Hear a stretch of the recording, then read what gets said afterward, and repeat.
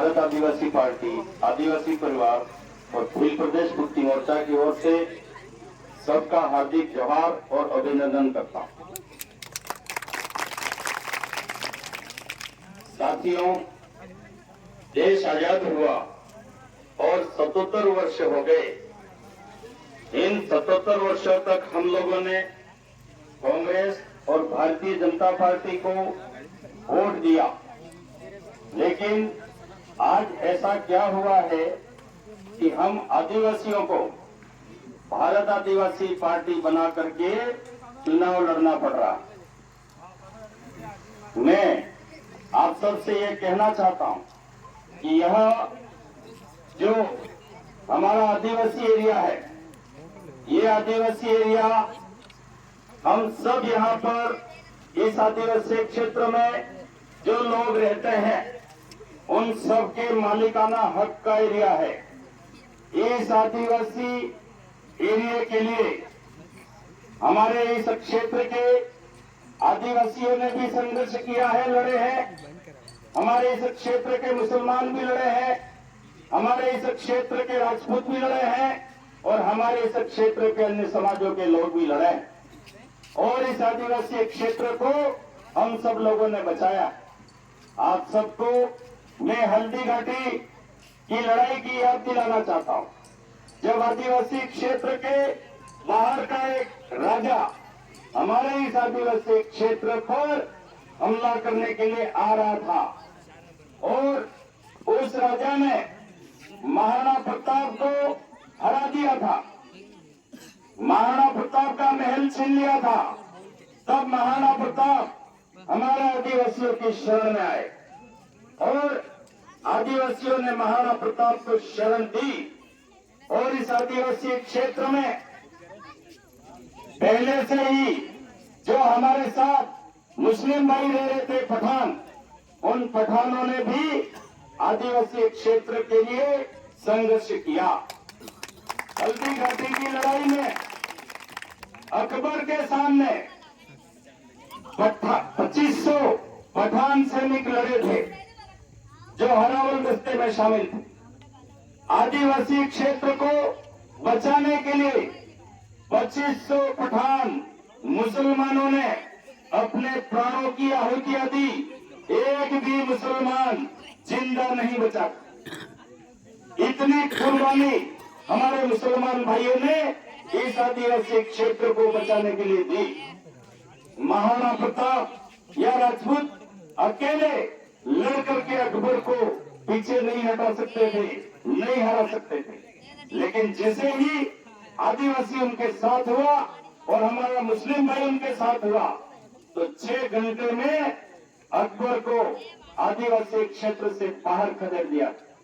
वो ताकत हम आदिवासियों की थी, हम मुसलमानों की थी और इस क्षेत्र के सारे लोगों की। और जब देश आजाद हुआ और पूरे देश का निर्माण हो रहा था, रियासतों का विलीकरण हो रहा था, उस समय हमारे इस आदिवासी क्षेत्र के मुसलमानों ने, इस आदिवासी क्षेत्र के आदिवासियों ने और इस आदिवासी क्षेत्र के अन्य लोगों ने एक शर्त रखी देश में शामिल होने की कि हम इस आदिवासी क्षेत्र के लोग हमारी जमीन के लिए लड़े हैं हमेशा। तो देश बनने के बाद भी हमारे इस आदिवासी क्षेत्र की जमीन पर हमारे आदिवासी क्षेत्र के लोगों का यह अधिकार होगा। आदिवासी क्षेत्र के बाहर के लोगों को हम आदिवासी क्षेत्र में नौकरी नहीं करने देंगे, व्यापार नहीं करने देंगे, जमीन नहीं खरीदने देंगे। अगर ये बात मंजूर हो तो हम देश में शामिल होते हैं। और देश में शामिल करने के लिए हमारे सबके बाप दादाओं की शर्त को उस समय के जो भी सरकार के लोग थे उन्होंने माना और संविधान में ये बात लिखी कि आदिवासी क्षेत्र की जमीन पर 1950 से पहले का जो भी यहाँ व्यक्ति रहता है, चाहे वह मुसलमान है, चाहे वह राजपूत है, चाहे वह आदिवासी है, उनका ये अधिकार रहेगा। और 1950 के बाद आदिवासी क्षेत्र के बाहर का कोई भी व्यक्ति आदिवासी क्षेत्र की जमीन नहीं खरीद पाएगा, या नौकरी नहीं कर पाएगा, या व्यापार नहीं कर पाएगा।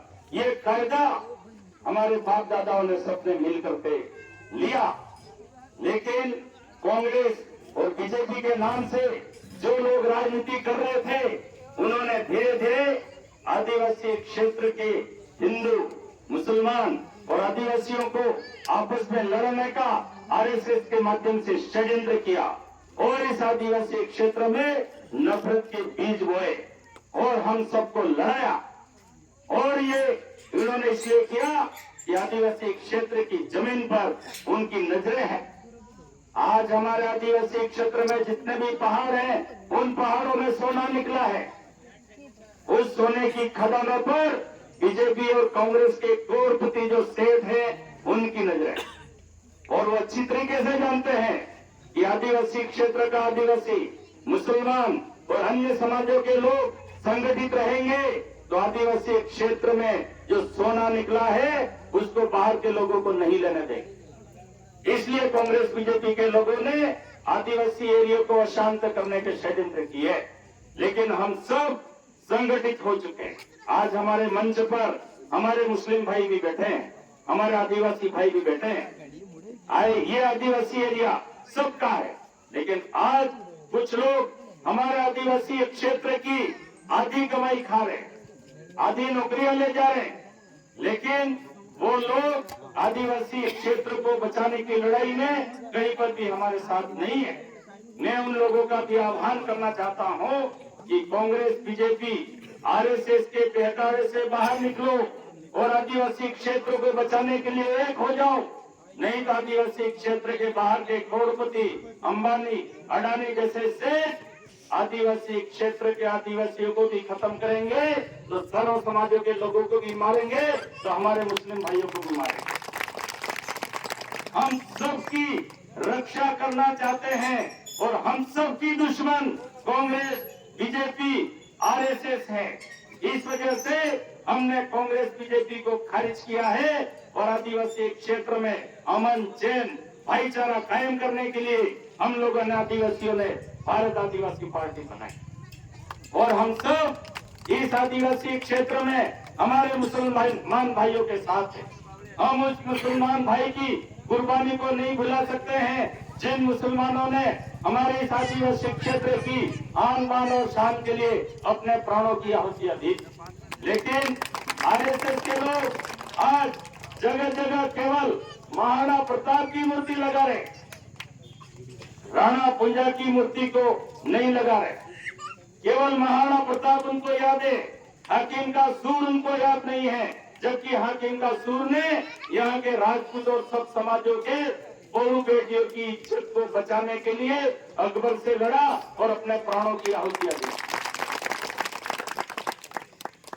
आज आरएसएस के लोग मुसलमानों को नक्सली कह करके मार देना चाहते हैं। आज आरएसएस के लोग आदिवासियों को और मुसलमानों को आतंकवादी और नक्सली कह करके मार रहे। हमारे मुस्लिम भाई जो इस देश के बराबर के हिस्सेदार हैं, बराबर के मालिक हैं, उनको आतंकवादी कह करके सरेआम गोलियों से खत्म किया जा रहा। आदिवासियों को नक्सली कह करके उनके पहाड़ों से, उनके जंगलों से, और ये लाखों करोड़ों रुपयों का हमारा सोना चांदी पहाड़ों में है, उसके ऊपर नजर है सेठियों की।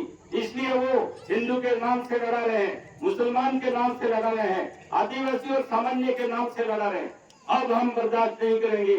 अब आदिवासी इलाके का राज हम आदिवासी के हाथ में ले रहे हैं। अब हम किसी के हाथ में ये राज नहीं देंगे। हम आदिवासी क्षेत्र में कांग्रेस और बीजेपी की जड़ों को खोद करके खत्म कर देंगे और इस दीन राज में, आदिवासी राज में, भील प्रदेश में हमारे मुसलमान भाइयों का भी सम्मान होगा, आदिवासियों की सम्मान होगा। यहाँ का जंगल जमीन, उस पर सबका अधिकार है, उसकी हम आदिवासी समुदाय रक्षा करें। हम सब इस स्वतंत्र की शैलीवाड़ी में ये वालम की कोड़ को ऊंचा उठाने के लिए संगठित हुए। हमारा 1,20,000 करोड़ रुपया आदिवासी क्षेत्र के आदिवासियों का खजाना सरकार का हर साल आता है। उस खजाने को कांग्रेस और बीजेपी के नेता लूट रहे हैं, भ्रष्टाचारी है, बेईमान है ये कांग्रेस बीजेपी के बड़े बड़े नेता, जिनको आप लोग वोट देते। 1,20,000 करोड़ रुपया कितना होता है? हम यहाँ पर बैठे हैं, वो अगर 2-2, 20-20 किलो भी अगर हम उठा उठाएं तो भी 1,20,000 करोड़ रुपया उठा करके नहीं ले जाते। इतना होता है 1,20,000 करोड़ रुपया। भारत आदिवासी पार्टी के मेरे जैसे विधायक जीतेंगे तो 1,20,000 करोड़ रुपया हम वापस लाएंगे और हमारे आदिवासी भाइयों को मकान बनाने के लिए उसमें से हम 5,40,000 रुपया देंगे। हमारे इस क्षेत्र में नरेगा में मजदूरी 150 रुपया मिलती है, 150 रुपये में कुछ भी नहीं होता है। अगर भारत आदिवासी पार्टी के उम्मीदवार जीतते हैं, मैं जीतता हूं, तो 1,20,000 करोड़ रुपए का हमारा जो खजाना है उसमें से हम हमारे यहाँ के मजदूरों को 500 रुपया रोज की मजदूरी देंगे और 365 दिन पूरी मजदूरी मिलेगी। अगर 4 परिवार में सदस्य हैं तो महीने की 60,000 रुपए की कमाई होगी और मेरे किसी आदिवासी बहन को, किसी आदिवासी भाई को दूसरे लोगों के वहां मजदूरी करने के लिए नहीं जाना पड़ेगा, अहमदाबाद मजदूरी करने नहीं जाना। इसके लिए हम लोगों ने भारत आदिवासी पार्टी बनाई है। सुप्रीम कोर्ट ने 2011 में फैसला दिया है, इस देश में आदिवासियों को मालिक होने का अधिकार दिया है। हमें आदिवासी इस देश का मालिक है, उसका मान सम्मान और इज्जत चाहिए। उस इज्जत के लिए हम लोगों ने ये भारत आदिवासी पार्टी बनाई है। हम अब इस देश में किसी भी मुसलमान को आतंकवादी कह करके गोली से नहीं मरने देंगे। अब हम इस देश में किसी भी आदिवासी को नस्ली के नाम से गोली नहीं मारने देंगे। अब हम इस आदिवासी एरिया में किसी भी बेरोजगार को नौकरी मांगने के लिए जाता है तो पुलिस की गोली का शिकार नहीं होने देंगे। हम किसी को जेल नहीं जाने देंगे। हमारे मुसलमान भाई, आदिवासी भाइयों के लिए मैं लड़ूंगा, हमारे इस समाज के लिए मैं लड़ने के लिए तैयार हूँ। मेरा चुनाव चिन्ह, हमारी आदिवासी पार्टी का चुनाव चिन्ह ये गीडे का निशान है, गीडा डॉक्टर निशान है। आ गीडा डॉक्टर निशान खाली डॉक्टर माँ काम नहीं आवे, अगर अपनी बात कोई नहीं माने तो मोरा भागवा भी काम आवे। अपना 1,20,000 करोड़ रुपया मैं वसूल करवा बदले एमएलए बनी जाएगी हूँ। यहाँ गिडू हाथे ले दूंगा। अगर अशोक गहलोत दबावेगा कि पीली बीजेपी वाली भाई दबावेगा, आज गिडू ले दूंगा मोरा भगवान। हमारे समाज में सब काम थेगा, हमारे समाज की इज्जत बढ़ेगा, रोड निकलेगा, हैंडपंप खुदरेगा, आंगनबाड़ी आवेगा, स्कूल में मास्टर भी लाऊंगा, जिला लेर करेगा। आप सब वोट आली જીતાડ દો। નિમો આए તમારે અમે જે વાદો કર્યો હો, અગર એ વાદો હું પૂરો નહીં કરો, તમારે વેસમાં પાછો નહીં આવો, તાહલે અમારા મુસલમાન ભાઈ બેટા હે આ सब તમે ભાઈએ ને એક એક કીડું લઈને આલેગા। આ કીડું લઈને મારે ઘેર આપવાનો, મારા મોરા ભાગી નાખવા। અરે બિલ નો વોટ લઈને જાયગા ને બિલ નો કામ નહીં કરેગા, એના મોરા ભાગવાય। એટલે આ સમાજિક ગીડાડૂટ નો આ નિશાન રાખવું। सब भाई हमारी बात होनी, इन्हें सबने जय जोहार, जय आदिवासी, जय हिंद।